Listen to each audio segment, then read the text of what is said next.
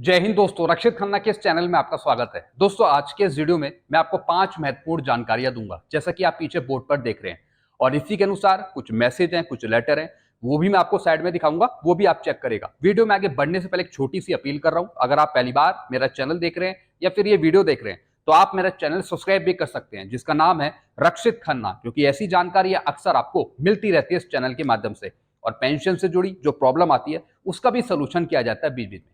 चलते हैं दोस्तों, आगे बढ़ते हैं, विस्तार से जानकारियां लेते हैं। सबसे पहली जानकारी, ऑनरी नैब सूबेदार जितने भी हैं 2006 से पहले के एक बड़ा संगठन बनाए और सुप्रीम कोर्ट में केस करें। जी हां दोस्तों, बहुत से ऑनरी नैब सूबेदार हैं जो 2006 से पहले आए, उनको एरियर तो मिल गया सर्कुलर 631 का 1/1/2006 से 30 जून 2014 तक का, लेकिन रेगुलर नायब सूबेदार की पेंशन नहीं मिल रही है। अब दोस्तों, दिल्ली एएफटी में भी इसका केस डला हुआ था, लेकिन वो फेल हो गया, वो ऑनरी नायब सूबेदार के पक्ष में नहीं गया।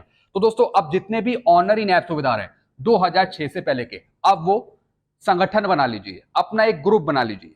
और दोस्तों, जितने भी ऑनरी नायब सूबेदार हैं वो सुप्रीम कोर्ट में केस करने के लिए तैयार हो जाइए, तभी आपको कुछ मिल सकता है। अगर आप ये सोचे कि दूसरा केस करेगा तब उसका फायदा हमें मिल जाएगा, या फिर तीसरा कोई केस करेगा उसका फायदा हमें मिल जाएगा, अब घर पे बैठने से कुछ नहीं होगा।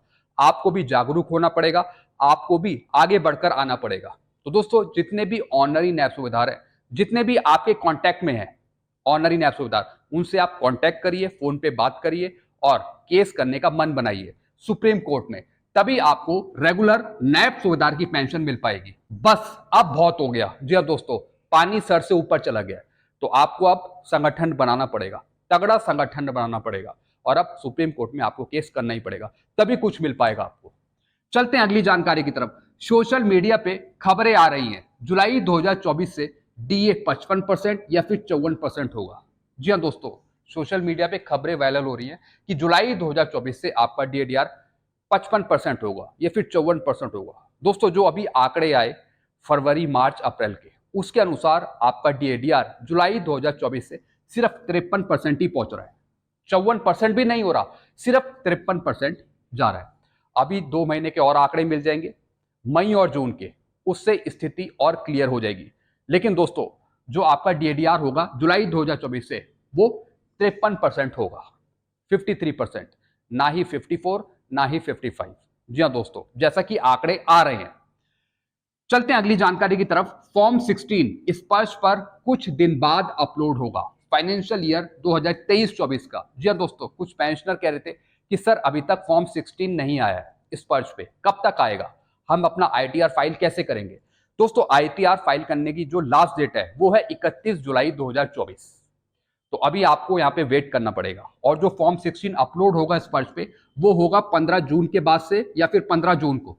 तो आप 15 जून से चेक करते रहिए स्पर्श पे, आप चेक करिए कि आपका फॉर्म 16 आ रहा है या नहीं आ रहा है। जब आ जाएगा तो फिर आप ऑनलाइन आईटीआर फाइल कर सकते हैं। लास्ट डेट है 31 जुलाई 2024 आईटीआर फाइल करने की। चलते हैं अगली जानकारी की तरफ। सरकार का नया कार्यकाल शुरू। जी हाँ दोस्तों, शपथ ले ली गई है तमाम मंत्रियों द्वारा, एक बार फिर से मोदी जी प्रधानमंत्री बन गए हैं। तो दोस्तों, एक बार फिर से उनका नया कार्यकाल शुरू हो गया है, और फिर से हमें बहुत सी उम्मीदें हो गई हैं कि सरकार कुछ देगी, कुछ पेंशनर को देगी, कुछ कर्मचारियों को देगी। तो दोस्तों, ऐसी स्थिति में 18 महीने का जो डीएडीआर का एरियर है उसका जिक्र फिर से शुरू हो गया है। हमें फिर से लगने लगा है कि शायद सरकार 18 महीने का डीएडीआर का एरियर दे दे। सरकार का नया कार्यकाल शुरू हो गया है, कुछ दिन बाद पूर्ण बजट पेश होगा। जी हां दोस्तों, जैसा आपको पता है नई सरकार बन गई, गठन भी हो गया, तो अब पूर्ण बजट पेश होगा कुछ दिन बाद, जिसमें कि पेंशन बजट भी अलॉट होगा, डिफेंस बजट भी अलॉट होगा, और भी तमाम बजट अलॉट होंगे। तो दोस्तों, अब नई सरकार से हम गुहार लगाते हैं। जी दोस्तों, हम भी गुहार लगाते हैं नई सरकार से कि आपका नया कार्यकाल शुरू हो गया अगले 5 साल तक का। तो हम आपसे गुहार लगा रहे हैं कि जो 18 महीने का डीएडीआर का एरियर है, जिसकी राशि है 34,402.32 करोड़, इसको रिलीज कर दिया जाए पेंशनर के लिए और सरकारी कर्मचारियों के लिए। क्योंकि दोस्तों, मैं इसलिए कह रहा हूं क्योंकि नई सरकार है, कुछ बजट यहां पे अलॉट भी होगा, तो अगर उसी बजट में ये वाला अमाउंट अगर क्लियर हो जाए, अगर ये वाला अमाउंट क्लियर हो जाता है, तो दोस्तों इससे बड़ी खुशी की बात क्या होगी। तो हम ये चाहते हैं कि भले आपकी नई सरकार बनी है, आपका नया कार्यकाल शुरू हुआ है, तो आप इस राशि को डिसबर्स करिए, इस राशि को आप दीजिए पेंशनर को, सरकारी कर्मचारियों को। तो हम ऐसी गुहार लगाते हैं, क्योंकि दोस्तों इसका एक्सपेंडिचर जो है वो तय है, इतना एक्सपेंडिचर इतना है, यानी पहले से डिसाइड है कि इतना मिलना है।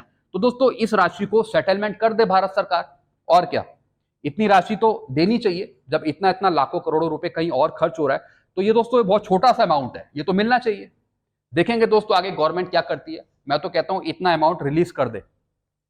चलते हैं अगली जानकारी की तरफ। स्पर्श सर्विस सेंटर के रूप में कौन कौन काम करेगा। जी हाँ दोस्तों, बहुत से लेटर जारी होते हैं जिसमें यह बताया जाता है कि जो स्पर्श है वो सर्विस सेंटर के रूप में काम करेगा, अलग अलग बैंकों में या फिर डीपीडीओ में। तो दोस्तों ऐसे कौन कौन से बैंक हैं जो स्पर्श सर्विस सेंटर के रूप में काम करेंगे। सबसे पहला तो दोस्तों डीपीडीओ है, इसका एक लेटर भी जारी हुआ था, डीपीडीओ भी स्पर्श सर्विस सेंटर के रूप में काम करेगा।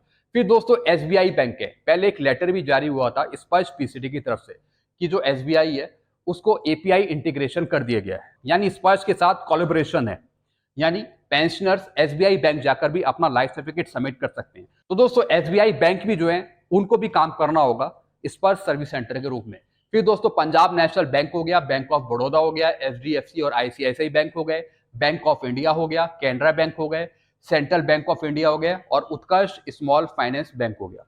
यानी ये तमाम बैंक है जो स्पर्श सर्विस सेंटर के रूप में काम करेंगे और पेंशनर्स को स्पर्श के रिलेटेड सहूलियत देंगे जो उनकी प्रॉब्लम आएंगी। तो दोस्तों ये कुछ जानकारियां थी जो मैंने आपको समझाई। आई होप सारी जानकारी आप अच्छे से समझ गए होंगे। आपके क्या विचार हैं आप नीचे कमेंट कर सकते हैं। वीडियो आपको अच्छा लगता है वीडियो को लाइक करें और इस चैनल को आप सब्सक्राइब कर सकते हैं जिसका नाम है Rakshit Khanna. Thank you so much.